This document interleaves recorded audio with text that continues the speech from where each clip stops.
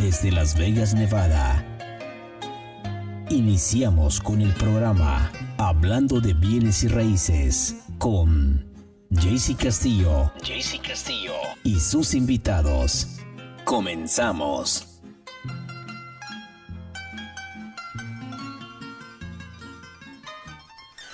Good morning, Las Vegas. My name is JC Castillo, and we are here live in studio for Lawyer's Title here once again. Today is February the 14th. That's why I'm dressed in red. So I wish everybody a happy Valentine's, everybody that's out there listening to us and watching us. Again, we are here to provide you information. Today, I am very excited because we have a really excellent guest in here, we're going to be talking about what's happening right now currently in the real estate market with everything that has to do with fraud and why our company, Lawyer's Title, does what we do to protect our consumers. So we're going to go ahead and get started. I'm going to introduce my guest. I'm going to go ahead and go to Steve Dover. Steve, good morning. How are you? Good morning, JC. Doing good. Thank you for having me. No, thank you for taking the time. I know you're a very busy man. So, Steve, if you could want to go ahead and, again, give me your name, your last name.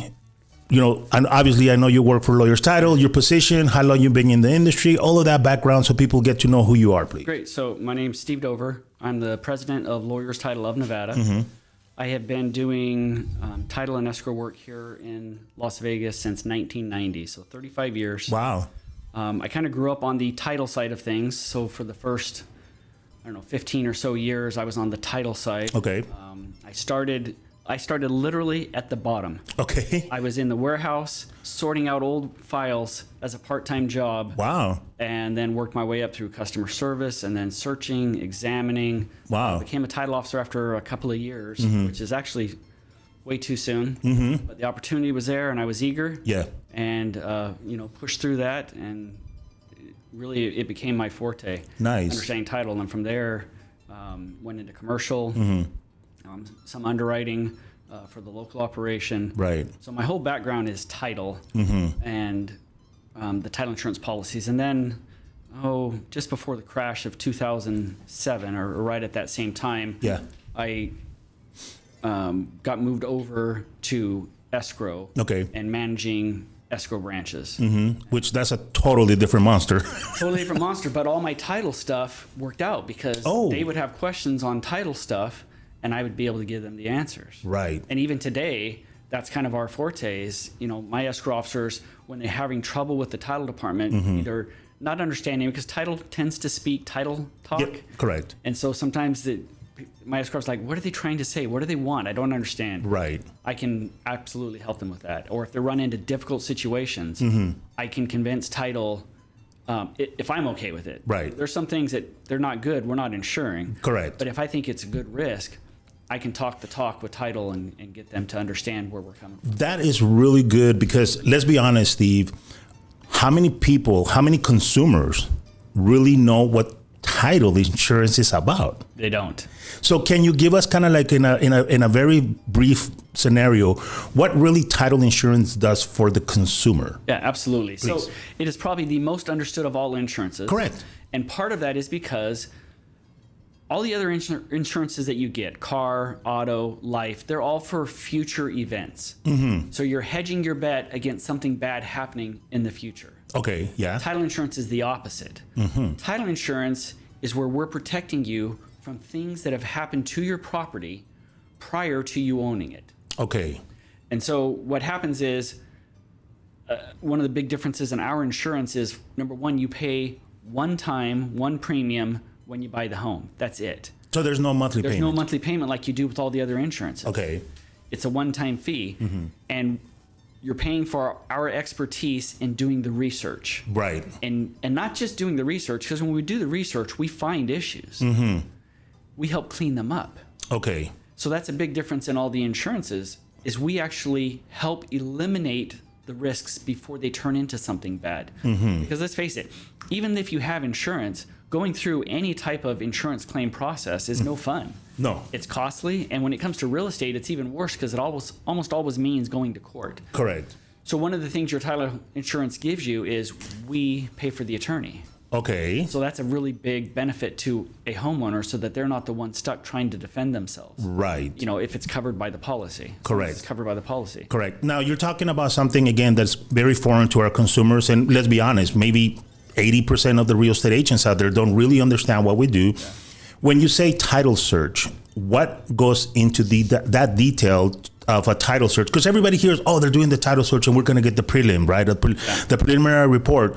But let's be honest, we're not used to this type of lingo in our lives until you're purchasing a home or you're in a transaction that has to do with real estate. You've never heard that lingo before. Yeah. So what really goes into the title search? How far you guys go back? What is it that you guys are looking for? What could be a risk that you say, you know what, this could come back later on and hunt us and something like that? Yeah. So the things that affect your property have to be recorded at the county recorder's office. Okay.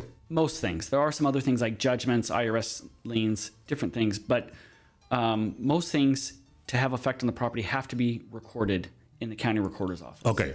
So we're researching those records, everything that's been recorded. Mm-hmm. So depending on the property, if it's a new subdivision, once we search the subdivision once, then we only have to go from the date of the map forward. Okay. So a new subdivision, we might only go back a few years. Yeah. An older subdivision, we might go back 30 years. Mm-hmm. Vacant, or not vacant property, but property that is acreage and not mapped out. Yeah. Sometimes we go all the way back to 1905 when Clark County started. What? So so we'll go. Wow. It just depends on whether we've done searches before or not that we can start from. Okay. But if you've never done a search on a piece of property, we go all the way back to patent. Whenever the United States or the state of Nevada first did its conveyance to the first owner. Wow. And so we look for anything affecting the property. Easements. Okay. Sometimes there's easements. Usually you get your power company easements, your Cox Cable easements, there used to be telephone easements. We don't have those anymore. Not anymore. Those types of easements. But there's also easements just for people to go across your property, maybe to access other property. Okay. We can find those out. And sometimes if you didn't know that, you think you can build somewhere, but you can't because somebody else has a right to go over part of that property. So it could affect how you build. Find things that affected previous owners. Okay. If they have if they left a mortgage on the property or an IRS tax lien or a judgment that's still on the property even after they sell it. Those are the things that we're digging for and trying to find out. Covenants, conditions, and restrictions that apply to the property. Right. Everything that's going to alter what you can and can't do with the property you own. Right. And for sure, right, nobody wants to buy a piece of property and have somebody else's mortgage still on it. No. So we find that, we contact the mortgage company, get the payoff, make sure that's paid off through escrows. And let's be honest, and you guys are not doing this because you guys want to be a burden in the real estate transaction.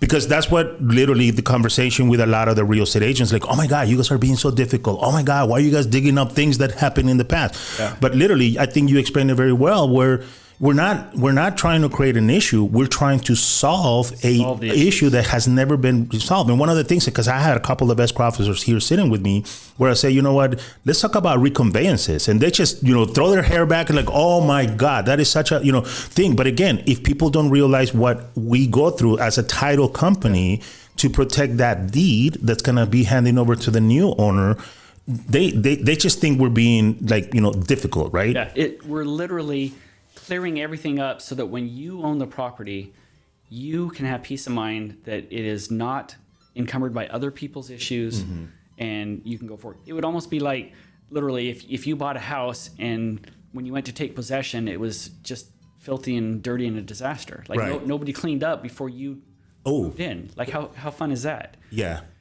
We're cleaning everything up so you don't have the problems. I like that analogy because now people are getting visual. They're like, oh yeah, I don't want a dirty house. It's the same thing. We don't want a dirty title, right? Correct. Exactly.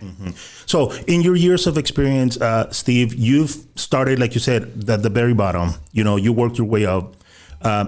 Obviously, you survived the 2007, 2008 craziness. And then after that, we're still dealing with a lot of things from that period of time where people, didn't get deed off or they didn't, the note got lost somewhere, and there's still issues out there. When the escrow officers come to you to ask you for a question, that there is a little dot on the title, what is your logic to be able to understand, does this make sense for us to insure it or not? Because there's a lot of, again, right, lingo out there that people don't understand that says, I signed a quitclaim deed and taking my spouse off, and we in the industry call it, that's an uninsured deed. And people are like, no, it's not. I mean, I did it in Clark County, and they're right. Like, they don't understand that. What is your criteria to make those type of decisions, saying, yeah, we're going to go ahead and accept this, or no, we're definitely not touching this? So that's probably a great segue into the ultimate topic here. Yes, fraud, yes, right. Because one of the major types of fraud is somebody just trying to steal property rights from somebody else. Correct. And uninsured deeds are one of the big red flags that show that there could be. Right. Not that there is. Right? That there could be. Mm-hmm. It just means we need to scrutinize it more closely to see what are the circumstances surrounding it. Mm-hmm. So, for example. Yes. Spouses. Okay. Right? Right. Deeding one to another, especially if there's a divorce involved. Right. Okay. We've got a file literally right now that we're closing. Okay. Where the wife deeded off to the husband. I want to say it's been 4 or 5 years ago. Okay. On a quitclaim deed. Mm-hmm. And you get the divorce decree. So we ask for the divorce decree because the first thing we want to know about is, who did the court say is supposed to own the property? Right. So that helps us clear that up. Okay. If the court says, yes, the husband was the one granted this property, mm-hmm. then it matches the quitclaim deed. Sometimes we try to get the person who executed the deed to just verify, yes, that really was me who signed the deed. Because sometimes people will come back with issues after. Mm-hmm. So in this particular case, that's what happened. They actually filed the wife years later, last December, filed a lis pendens on the property, meaning nobody can do anything on this property till the court decides the issue. Okay. And also recorded a notice of interest because her and her husband had an agreement off record that she was supposed to get 25% of the proceeds whenever he sold the property. But that wasn't in the quitclaim deed. There was nothing about it. It was only through us digging that we found out that's the case. That's why they filed the notice of interest, right. The lis pendens, because her attorney felt like, yeah, he wasn't going to do it. So we want to put of record so that the title company couldn't close a deal without right. addressing the issue. Right. And I think this is a great way to explain to people as well, right? Us in the title company, because this is title. We're talking about title. We're not talking about the escrow side because they're right. two separate. In the title side is you guys could not do anything. You guys could not make decisions based on per se. Like, let's go ahead and there was a mutual agreement between, no, you need to see it in writing. Right? And when there's lawsuits and things that are recorded, like a lis pendens or, this document that you say that, there's the interest involved in it, we have to wait till they figure that out because we could not move forward. And again, right, a lot of the real estate agents probably didn't even know that this was happening. The listing agent, I'm assuming, and I know I'm not correct to be assuming, but I'm thinking he never even thought that this, seller, which is a single man now, yep. had a spouse before, and it was going to be an issue. But then we come in and we start looking at things and we're like, hey, A doesn't match with B. Right. And now you have this scenario where you have an attorney come in and say, yeah, no, it definitely doesn't match. We got to wait. And now you have to sit there and kind of wait till they figure it out so we could continue the process, yep. Right? And so in this particular case, it was easy because they had, even though it was years after she mm-hmm. did the deed, mm-hmm. recorded documents that showed she still had a possible interest in the property. Okay. So now we go to the attorneys, we get them to figure it out. The husband was cooperative. Mm-hmm. I don't think he was ever trying to scam her out of the money. Right. Her attorney just wanted to make sure. Mm-hmm. But there's lots of times where those deeds are just there, and sometimes they're transfers between friends or between whatever, family, mm-hmm. and we just have to scrutinize them to make sure that somebody wasn't trying to steal mm-hmm. basically somebody's interest in the property. Correct. So when we see uninsured deeds, and by uninsured deed, what we mean is it didn't go through a title company. And a lot of people think, oh, what, you guys only deeds go through title companies are good? It's like, no, mm-hmm. but we have a professional responsibility to scrutinize things. Correct. So when title companies do it, we believe that they did their job correctly. Mm-hmm. It doesn't have to just be my title company. If any title company insured it, right. There's a standard Correct. required by insurers, underwriters, mm-hmm. that you do certain things. Mm-hmm. So those deeds have been scrutinized. We don't have to look back at those as much. But when there's no insurance between that uninsured deed and now, we need to ask questions. Right. We've got to determine if the correct people signed it, if they still, realize that they don't have an interest in the property, that they're not owed anything. There's nothing ongoing off the record, like this one I told you about. Yeah. Make sure there's nothing behind the scenes that we don't know about, so that title can pass clearly. Right. Now, you brought something up that, again, right, there is a lot of title companies out there, and you guys all talk to each other. You guys all, belong to the ALTA Association, right? Which is the Title Insurance Association. You guys all are held at a higher standard, and everybody in agreement has come out and say, if we see a uninsured deed, we have to, all of us together, have to really pay attention to this, because they could go from Lawyers Title to another title company, and the other title company, oh yeah, don't worry about it, we'll do it. Then it's really dropping the ball for everybody, right? With the work ethic and the respect that you guys have mutually. Can we explain to people what's the difference between a quitclaim deed and a grant bargain sale deed? Because that's the biggest thing right now. Because I see a lot of TikTok, and everybody, I always tell people the personalities in real estate, they're like, oh, if you're having issues with your mortgage, just go ahead and quick the deed off and put it here and put it there. And like, that just keeps them making issues after issues after issues for you, right? Yeah, they are. So a quitclaim deed is a way to transfer interest, but only the interest that you own at the time you're signing that deed. Okay. Whereas a grant bargain sale deed has statutory language. In the NRS, you can look it up. The words grant bargain sale on a deed mean that it comes with a certain amount of covenants and warranties that the seller is providing. Okay. One, that it covers, they're selling any interest they have now or any interest that they may accidentally have acquired in the future. Okay. That's a big one. It's covenanting that they are the actual owner of the property. Quitclaim deed doesn't say that you're actual owner. You're just saying, if I have any interest, it's now yours. Okay. A grant bargain sale deed is saying, I am the owner and you are now getting the interest. So those are a couple of the major, warranties that go with the grant bargain sale deed, which is why all title companies or attorneys transferring title in a transaction would use a grant bargain sale deed. Quitclaim deeds are used for spousal interest a lot. Maybe you acquire title as a married man, sole and separate property. The wife signs off her interest because we are a community property state, so that is an issue. Correct. That's what it used for, or cleaning up some small interest in title. Maybe it wasn't even because you were on title. Maybe you had gotten an interest because you signed off on a deed of trust with the owner. Right. Okay. And that's really good, because again, right, the consumer, the real estate agents really don't understand this whole lingo that you guys talked about. You guys really pay attention to everything that has been recorded to title, because there's another, word out there that, it gets thrown out a lot. And I think a lot of people don't really understand what it means, where, we have a conversation with agents and they're like, man, I just got this, the prelim, your escrow officer, at the Southwest office called me and said, hey, we have a cloud on title. And I don't know what that means, which is, it's fine. You're fine, because that's a title issue. That's a title word terminology. It has, so can you talk about how those, those title issues pop up, and why are they called, a cloud on title, right? Yeah. So like that, the consumer, the agents that are listening to us, they understand, oh, this is what this means. Yeah. So a clear title is where there's nothing that has interfered with the transfers throughout the years. Okay. A owned it, sold it to B, no issues. B owned it, sold it to C, no issues. C owned it, sold it to D, no issues, right? But if anywhere in between those, somebody does something that infers maybe they have an interest in the property, or somebody records a lien on the property, that clouds the title. Somebody says, hey, I own that property, not them. That's a cloud on title.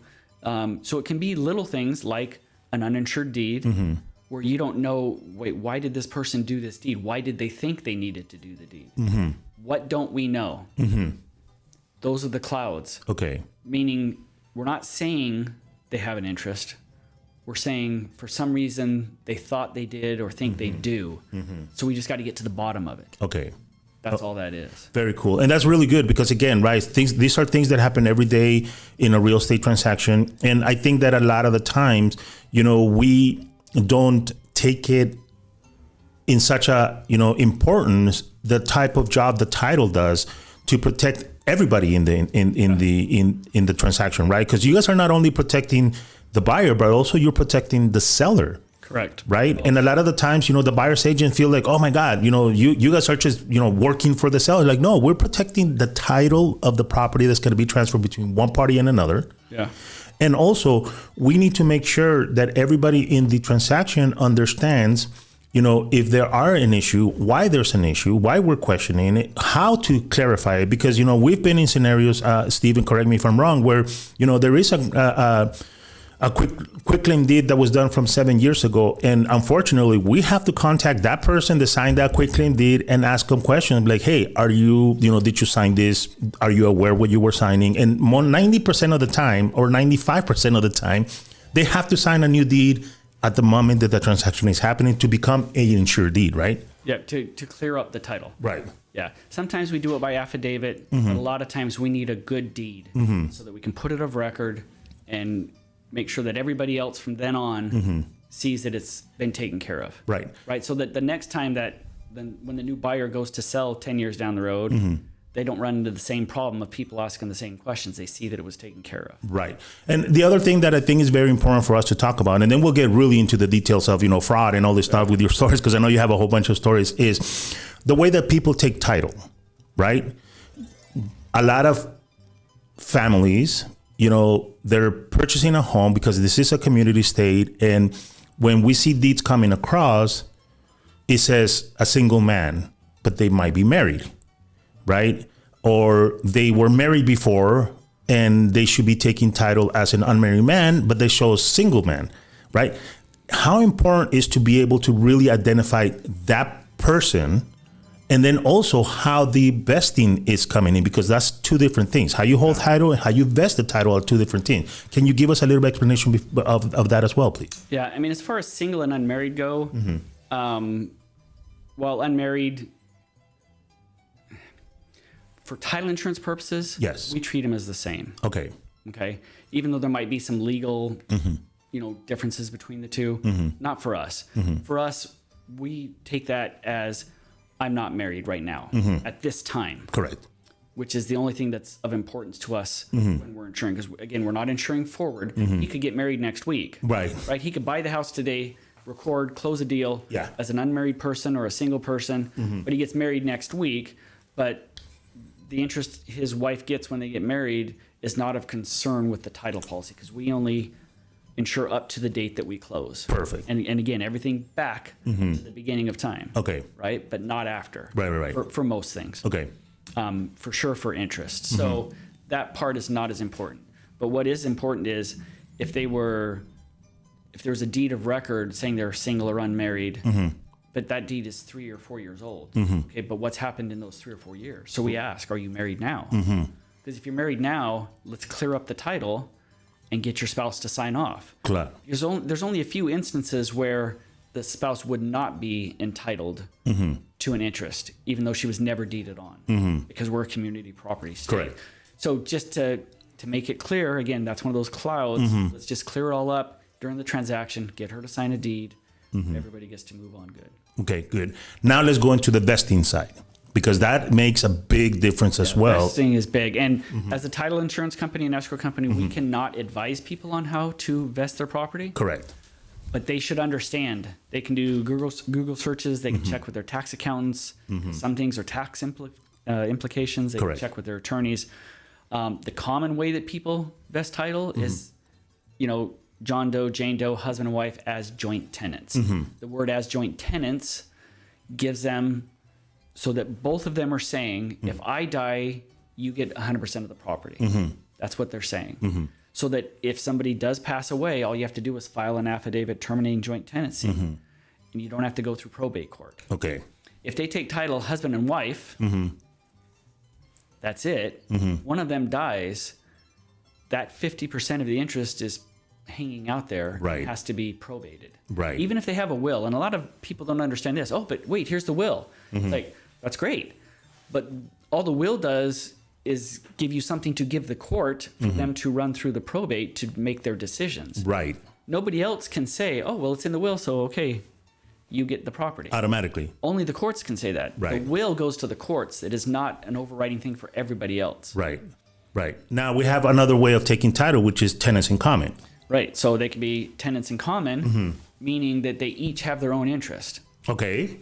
And that interest could be whatever they say. So they could be tenants in common as to an undivided 10% for one and 90% to the other. I mean, it doesn't have to be an even percentage. Right. Whereas on joint tenancies, it is. They each own 100% of the whole.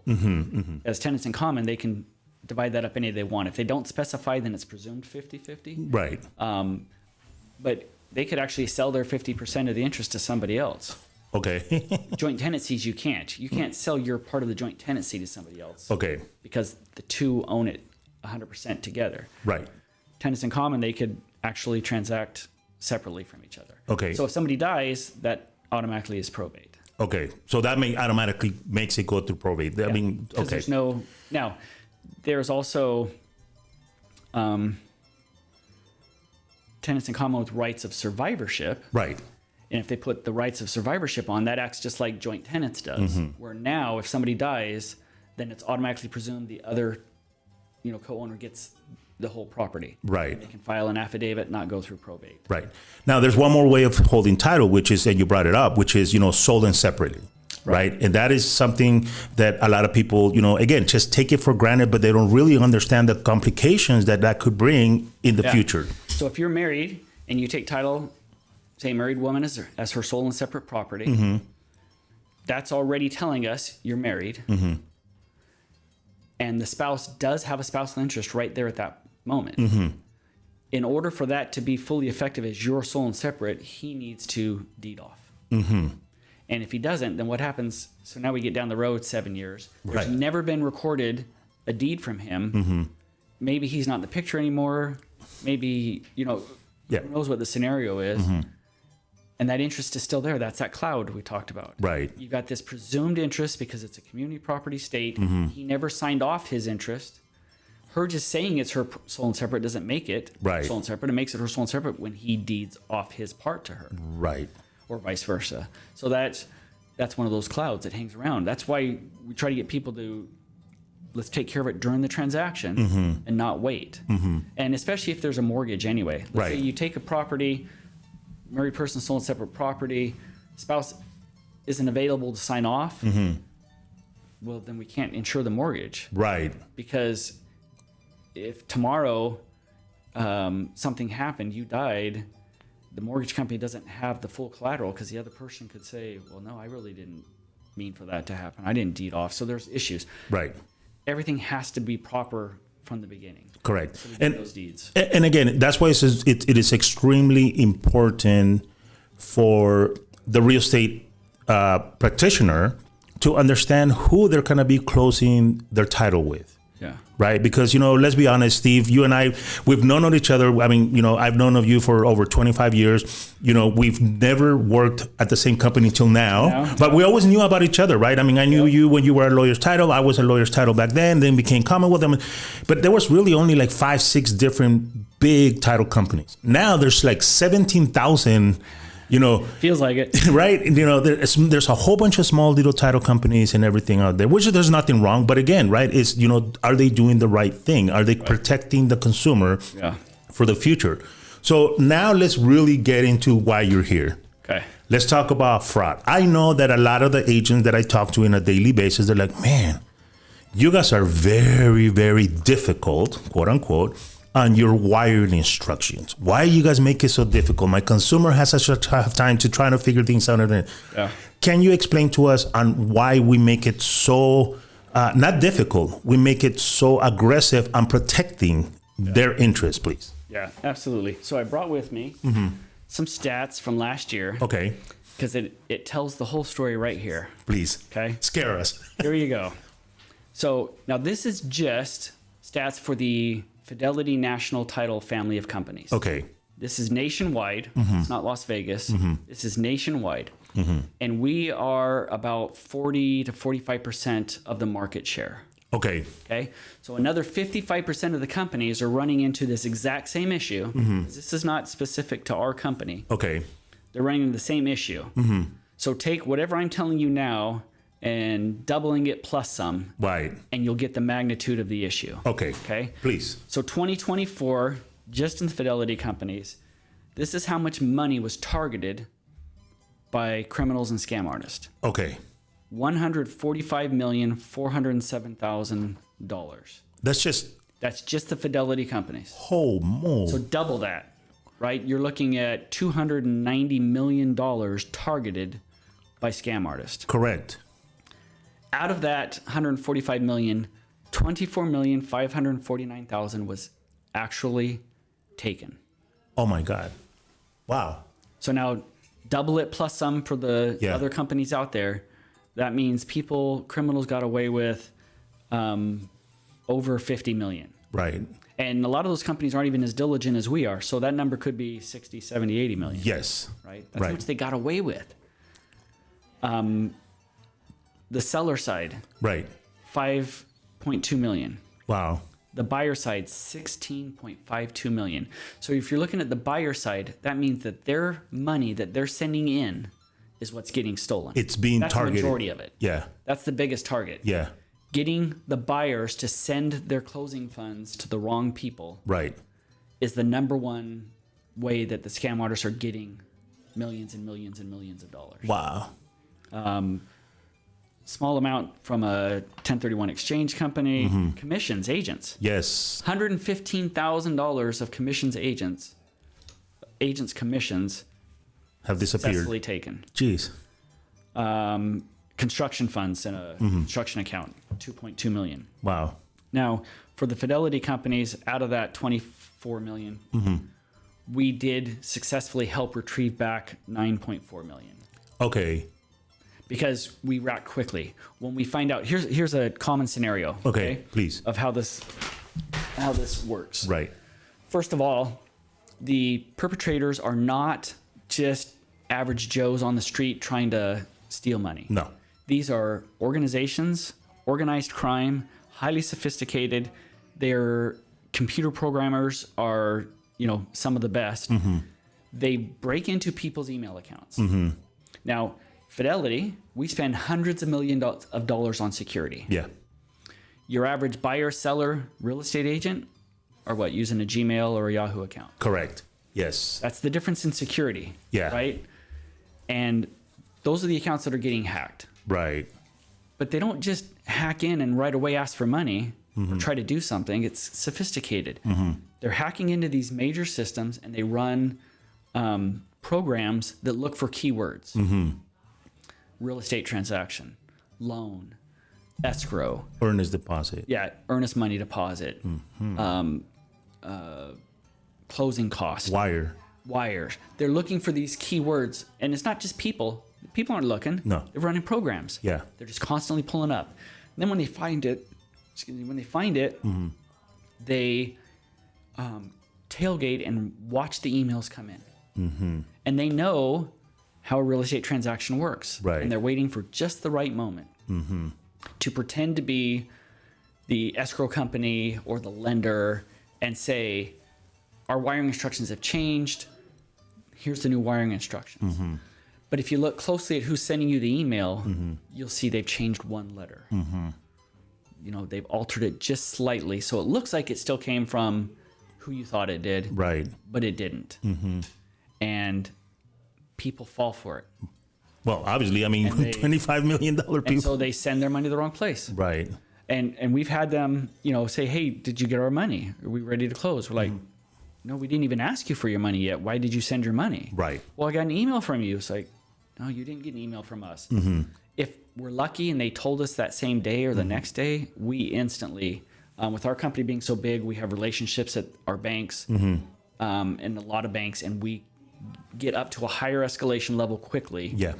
And they try to put a freeze on the wire going out, because what happens is they steal the money, it goes to an account, and that account gets sent then offshore as quickly as they can do it. Right. And once it's gone offshore, there's no getting that money back. Right.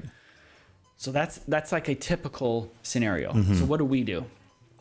At the very start of our transactions, we let everybody know, number one, the wiring instructions we're going to send you is going to go through a secure portal. So send them. It's called In Here. Safe In Here is or Start In Here is the first part of that. Person buying the property gets that right up front. They can pull our escrow instructions from there. They can deposit their earnest money from there. There are several documents that they can review right at the very beginning. Right. And we tell them, and it's in our signature lines, and we call them and remind them, okay, go into your In Here portal. It's secure. That's where you'll find the wiring instructions, and they will never change. We had a police officer fall victim to this. Wow. Even though we told him they'll never change. When it came in, he thought it looked so real. He did it, and he sent his 10 grand Wow. to a scam artist. They never change. And that's pretty much it. Almost any title company. I mean, the amount of times I've changed bank accounts, at Lawyers Title, we've added one bank account and we've changed banks once. And that's in the 17 years that I've been here. Wow. We just don't change banks that often. And we use bigger banks that are secure, that we have relationships with. We know their security protocols. Those are some of the things we do. So people are like, oh, I can't log into this in here. I don't understand it. Yes. It's for your protection. Right. Because it's not easy to hack like a Gmail account. Right. So yeah. And I'm going to be honest with you. I have conversations with agents that are like, oh, man, this system is so complicated. I'm like, look, it might look complicated, but it is a safety mechanism for you and your consumer. Because we have a lot of conversations as well. And you could probably talk about this where we have agents who are like, just send me the wiring instruction. We're like, we're not going to do that because you're the number one target. The real estate agent and the real estate loan officer, you guys are the number one target out there, and they connect through you to find your buyer or your seller. You don't. Yeah. Trust me, agents, you do not want that liability. No, exactly. You do not want that liability. You don't want your buyers to come say, you gave me this information. Bank account, and now I've wired, and now they've stolen the money. Yes. That is nothing an agent wants to deal with. No, because then the repercussion is the agent has to be standing in front of a judge, understanding and giving. I mean, I know I bring judge up and you cringe, but it's because bad. It can ruin their career. I mean, literally, especially if they're like get sued and now have to pay $50,000 back to their buyer. That could ruin their whole career. Yeah. And we tell people, we call people, and we remind them, never send a wire until you call us at this known good number, right? Known good number is a big phrase out there where it's this person. Because you could get an email saying, with a different phone number, and you go to that fraud email and you think you're talking to the right person. You should know who the escrow officer is. You should, know. And don't wire until you've called us again and say, okay, I've got the wire instructions from your in your site. Let me read them to you to make sure that this is accurate. And let's double check everything. Yes. And a lot of banks make you do that too. I wired some money from my U.S. bank account, and they made me double check everything. They called the escrow company to say, okay. Well, let's be honest, right? I mean, this figures that you brought, which are enlightening to me and to my audience, is big money. Yeah. And if you really think about it, it's not just the consumer that is in loss of the money, but sometimes a lot of the banks, lose a ton of money, right? A lot of the real estate agents. I mean, you're telling me that over $150,000 in commissions have been stolen from the agents. I mean, that hurts you. Oh yeah. It's not like your broker's gonna come in and say, "Oh yeah, you know what? I'm FDIC insured. I'm gonna go ahead and reimburse you." They're like, "Sorry, I'm sorry, but that's your luck. I mean, you're out of luck. So you have to be very careful." And it's extremely important for the real estate agents and loan officers that listen to me, that we have conversation with and everything, that we want to protect you. And that's why Lawyers Title is, within the FNF brand, one of the most, secure companies that you're going to work with, because we're going to push the security on you. And we're not going to, unfortunately, we could not bend the rules and say, okay, just because you're, my top agent, I'm going to send you, because then that liability lands on us. Yeah. Right? Yeah.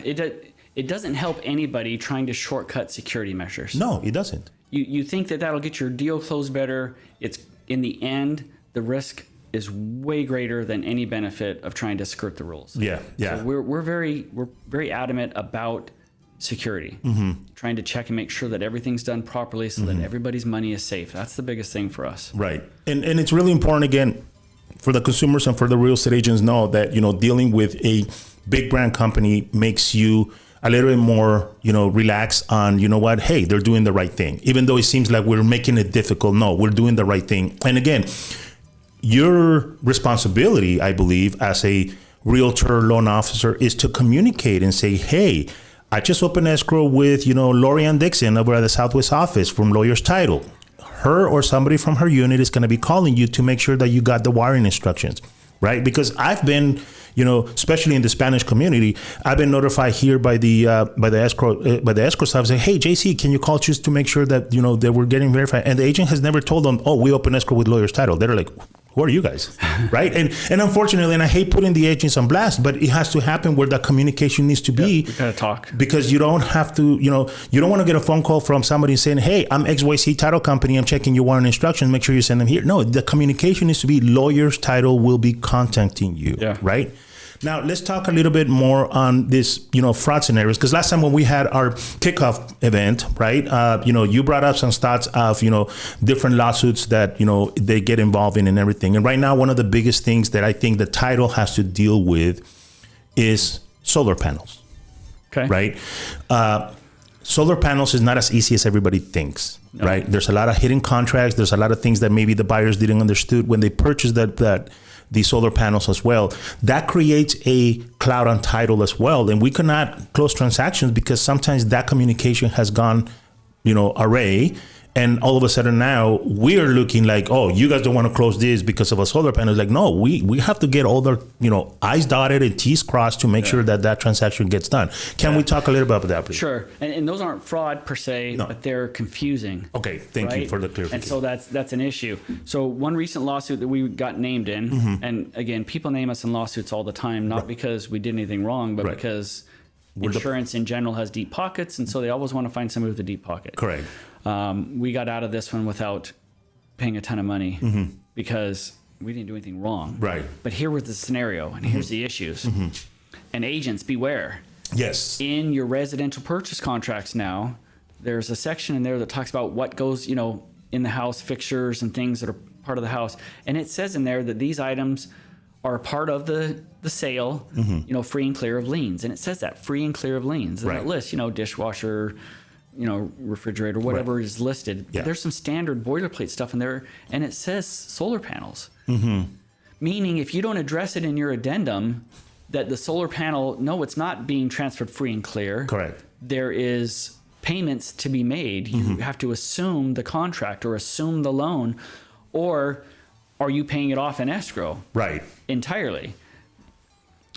Those are things that you need to address because the boilerplate says it's being transferred free and clear of liens, and that's not true. It's almost never true. Right. The amount of times that we pay off solar panels is much smaller than the amount of times somebody just assumes the liability and the payments that are associated with those. Correct. And you have two types, right? You've got solar panels where people bought them and have a loan, and you have solar panels that they're just leasing from a company. Correct.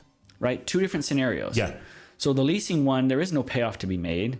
It's just the new buyer has to agree that, they want the benefit of the lower cost energy. So they're going to assume that solar. They have to go through the company, fill out the paperwork. They got to get approved in order to make it so that they can assume that. Right.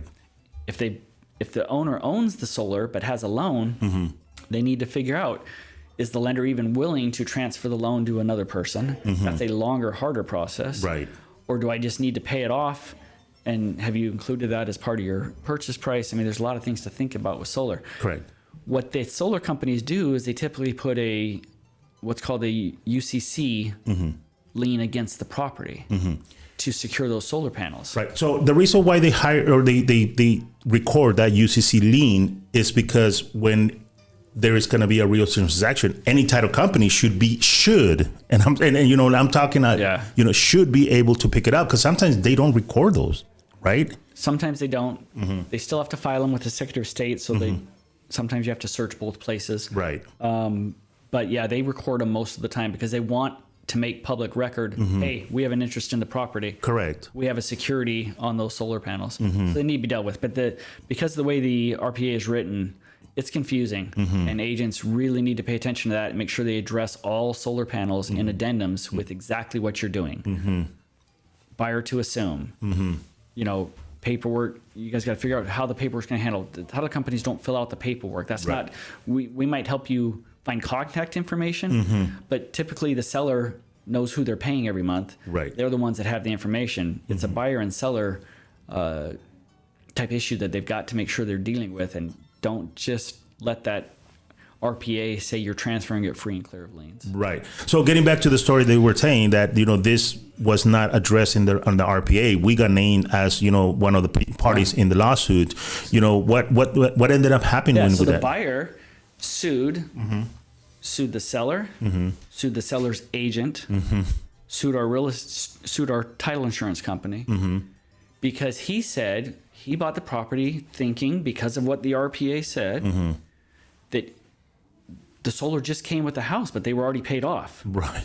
And they were not. Oh, he also sued Tesla, which was the solar company. Okay.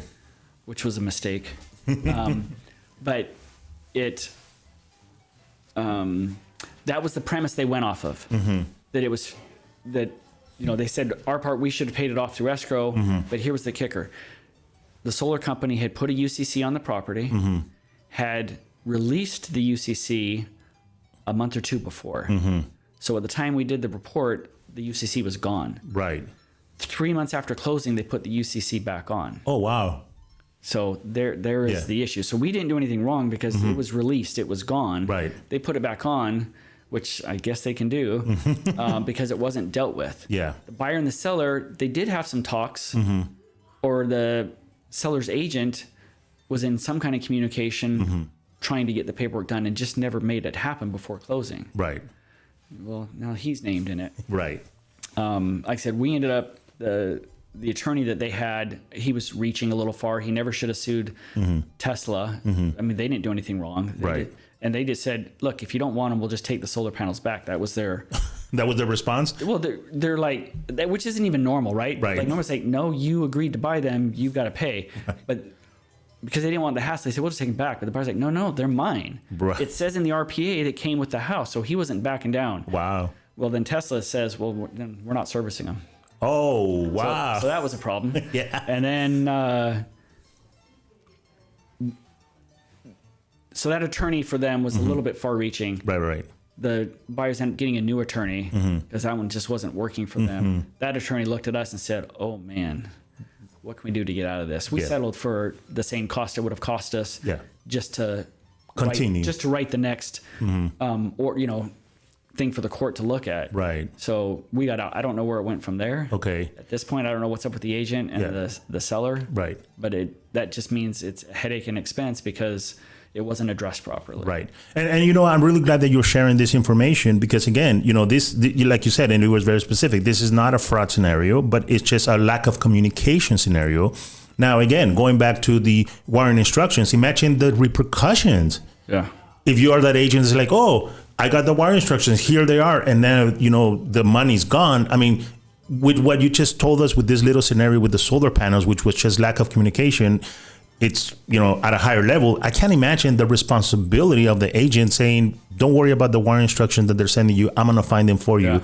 That just adds like 7 more layers on top of your responsibility, right? Yeah. You know, and then same with the solar. You know, it's costing these people now, it's going to be over $60,000 out of people's pockets to defend themselves and to come to a solution on this thing. Right. You know, it works out all because it wasn't addressed properly in a good amendment to the the purchase agreement. Right. And you know what? Let's talk a little bit about that. We have a couple of more minutes left, but you know, people need to understand, again, the consumers, the real estate agents, the loan officers, they need to understand that title and escrow, we only follow instructions. Yep. Joint instructions. Okay. Explain that to me. Both sides have to be in agreement. Okay. One side can't tell us what to do, and we just follow that if the other side wasn't agreeing to it. Okay. We follow joint instructions. They both have to agree, escrow, this is what we want you to do, and then we do it. Okay. And then also, we need to make sure that people understand that whatever is agreed upon, it needs to be executed. Otherwise, we cannot continue. right? We could not continue with the process. We could not continue with the closing. Sometimes, and I know that my escrow officers are very responsible that right before we record the deed, they still call the parties and say, hey, we're ready to record. Are you okay? And to release the recording. Yeah.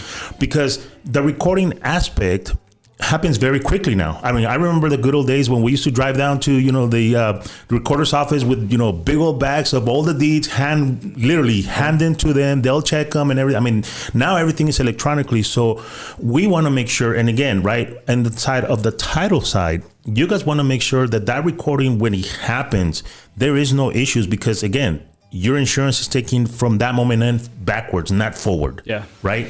Yeah. And agents, a lot of times people are like, well, all the terms of the sale have been met. They put their money in, so they must be ready. It's like, no, just because if you want to base things, if you want to base the fact that the buyer's ready to close because his money's in, you're going to hold up every single transaction. Okay. Right? We want everybody to get everything into escrow that they absolutely need ahead of time, ahead of closing. Okay. So that we're ready to go when you guys are actually ready to close. If we're going to wait on, because wires take time. I know a lot of people think, oh, they went to the bank, they sent the wire, so you have it now. No, it has to go through the Federal Reserve, and it has to go through two banks, right? The sending bank, the receiving bank, the Fed. It takes sometimes hours. Right. And let's multiply that by, how many transactions are we closing in a day, right? And everybody, plus any other wire, anybody sending for any other reason, it takes time. Exactly. So it's not instantaneous. So if you don't want your deals held up, escrow needs everything into escrow when they're supposed to. Right. But that doesn't mean that there's not little things. They did the walkthrough, there's an issue, etc. None of that's recorded. We don't know any of that. Right. Nobody's talking to us about that. That's why we call to make sure both sides say, okay, yes, we're ready.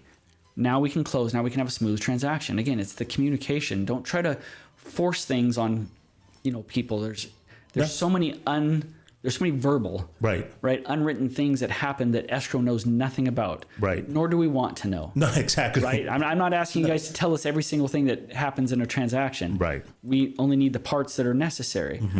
But you have to understand, because we need joint. Yes. We need both sides to be on the same page when we close.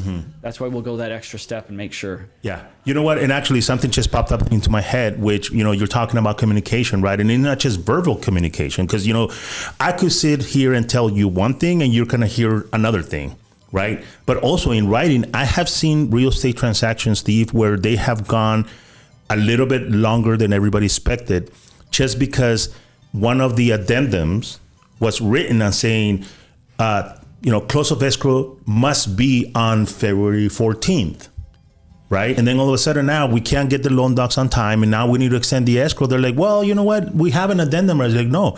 That's why there's a big difference between on or before a date or an actual specific date. Can you talk about how complicated that verbiage really means, please? I would, beg please, agents to please be very careful how you word things. Yes. Because if it can be taken, different ways, then a court has a very difficult time deciding what was actually meant, what the actual agreement is. Correct. They shouldn't be vague. You need to make sure that all of your addendums that address any issues are very clear and that everybody understands. So if you say they have, 10 days, is that 10 business days or 10 calendar days? Oh, yeah. Right? Specify. Yes. 10 calendar days, 10 business days. Be specific in your addendums on what the timeframes are, or give the dates. And like you said, on or before. If it's on or before and everybody's ready to close before, we can do it. If it specifically says close on this date, that's it, then they'd have to do a written addendum to change it. Right. And there's a lot of things that we need written addendums for, extensions for sure. Yeah. And let's talk about cancellations. Cancellation, same thing. Are both sides agreeing to cancel it? Right. We don't know what transpired in the due diligence period. We don't know why somebody may or may not be canceling the escrow. Right. Nor does it change anything for us, even if we did know, because we're just following joint instructions. So if a file cancels and you want earnest money to go back to the person who deposited it, that's what we'd have cancellation instructions for. But if one side feels like, no, they're past the due diligence, they don't get that money, that's now ours. But the other side disagrees because they say, no, the seller didn't perform this, that, or the other. We're not judges. Right. We are not allowed to, listen to the case and say, okay, we're going to side in favor of the seller. We're not Judge favor of the Judy. buyer. We're not judges. Yeah. That's all things that you go to arbitration for or go to the courts for. We just hold the money. Right. And only to a point too. You know, Okay. There's different things that, you know, can change that. If, first of all, we can't hold money indefinitely. Right. That doesn't work. So we usually would tell everybody, hey, you've got to start a case and give us proof that you've started the arbitration or the court case, and that'll help us hold the money longer than the typical 90 days. Right. But, you know, short of that, seller goes off, sells the property, maybe even sells it for more money.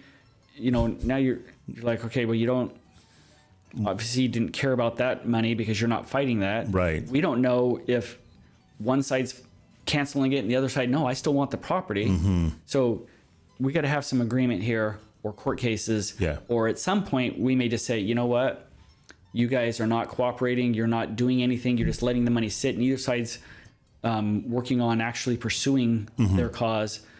We're just going to resign as the escrow agent. Right.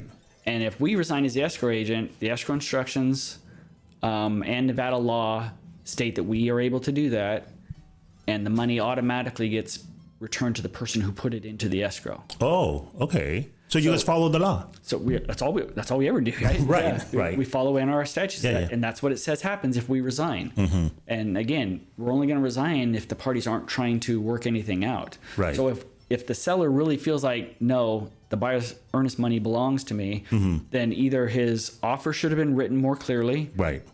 or he's got to fight to go get it. Otherwise, it is going to go back to the buyer eventually. Right. Now, you know, we have a couple of minutes left, believe it or not, but, you know, there are certain parties that you guys feel that we do not accept their transactions because either, you know, they've done something that is questionable, or they don't understand how our stance is on protecting the consumers. You know, that's a very tough, you know, decision to make. But sometimes you have to make those decisions that, look, you know what, just because we know that this, you know, particular firm or particular agent just doesn't get the, you know, the gist of how to write their contracts and everything.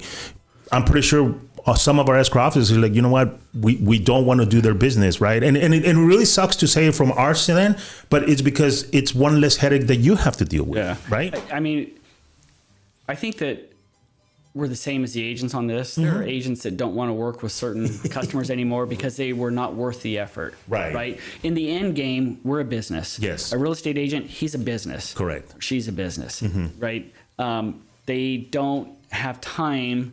If you had a customer that ate up 50% of your day every day and did this for months, and in the end decided not to buy a house, and they come back to you 3 months later and want to start again, are you going to do that, agent? No. Yeah. There's no way. Right. You learned your lesson. Correct. Right? So, I mean, the same would apply for us. If we had agents that were just bad agents that were constantly causing more problems than solutions, you know, then, yeah, we're going to choose not to do business. Right. And again, you know, that's the power of, you know, working with a major brand like Lawyers Title. You know, you have the backing of an F&F brand, which is, you know, $1 billion+ company every year. You know, having excellent escrow officers, because ever since I came back here, the average escrow officers has been here 10+ years. I mean, we have some of them that have been 20, 25 years, right? Yeah, that just had some anniversaries. Yeah, you know, that stability says a lot for the real estate agent that's listening, the loan officer that's listening and saying, you know what, I really want to go work with Lawyers Title. You know, they're stable, they're big, they're protecting my consumer, even though sometimes it feels like we're being a pain, but it's not. It's protection for all parties, because I'm pretty sure you've been in the industry for 35 years. You want to stick around for another 10, 12 years, you know, and retired, but live a legacy in the city of Las Vegas, right? Yeah. You know, I can promise you this. There is no transaction that we intentionally try to make difficult. Correct. Yes, agree. None of my escrow officers want to work a difficult transaction. We have to, right? And we do it, but nobody wants to, right? Right? We don't come up with things. We don't go nitpicking looking for things because we want things to be difficult. We only do it to protect the buyer. Right. And we only do it to make sure the seller, when he transfers the title, that he can be free of it and not worry that somebody's going to come back after him in 3 years. Correct. Saying that, oh, you didn't even own the property. You didn't have the right interest. Somebody else had a cloud, right? We're just trying to make it so that once that transfer happens and we close, everybody can Move feel forward. secure, Yeah. right? Because I'll tell you what, like I said, any claim is going through court, even though you may not be the one paying for it. If it's covered by the policy, we're the ones paying for it. Doesn't change that it could tie up your property for years as it goes through the court process. Oh, There's that's nothing right. we can do about that. That's right. It doesn't change the headache and the stress that you're going to feel. So we want to eliminate that beforehand so nobody has to go through it. Perfect. That's why we nitpick stuff. Awesome. That is really good. Steve, well, believe it or not, the hour is gone. I really appreciate you taking the time. I'm pretty sure our audience really has been enlightened and educated to a level that, they've never been educated. I've never seen anybody taking the time to come and really break down title and escrow, talk about why we do the protection for trying to keep everybody away from fraud. So again, if you could give me your name, your number, your last name, and one quick little tip for our real estate partners, why they should choose Lawyer's Title. Great. So again, Steve Dover, Lawyer's Title, president here. I've been the president now for, 14 or 15 years. I lose track. And honestly, I would say it's our people. We do have a culture at Lawyer's Title, even though we're part of the Fidelity family. We're not like Chicago Title. We're not like Ticor Title, because we have our own identity. We have our own culture. And, my culture at our company is I tell my employees, I want you guys to love Mondays like you love Fridays. Ooh, I like that. And I tell them that, meaning I want you to be happy. I want you to be happy at work, because if you're happy at work, you're giving better service. It rubs off on the people you work with. I want my people to make every buyer and seller feel like they've got the best real estate agent in town. Correct. We try to do a good job so that the real estate agent looks good. We try to do a good job so the real estate agent feels like, man, that went smooth. Even though there may be problems, I didn't feel the gravity of them so much because escrow, they took care of it. Right. They were on top of stuff. That's why you use Lawyer's Title. Perfect. Well, Steve, thank you very much. I really appreciate it. Well, my name is JC Castillo. You could go ahead and contact me outside of the air at 702-416-4302. Please remember, if you like the show, give us a like. If you don't like us, leave us a comment, and we'll definitely adjust to make sure that we're getting you the right information. And I always tell you this, and I always end up my show with this. You, buyer and seller, remember, you have the right to choose the title company. So if you're listening and you're here now from our president and you love what we Lawyer's Title stand for, ask your agent to go ahead and open escrow with us. We will really appreciate that. So we'll be here on Monday. Please behave, take care of each other, have a wonderful weekend, and happy Valentine's to everybody out there. All right, thanks. See you later.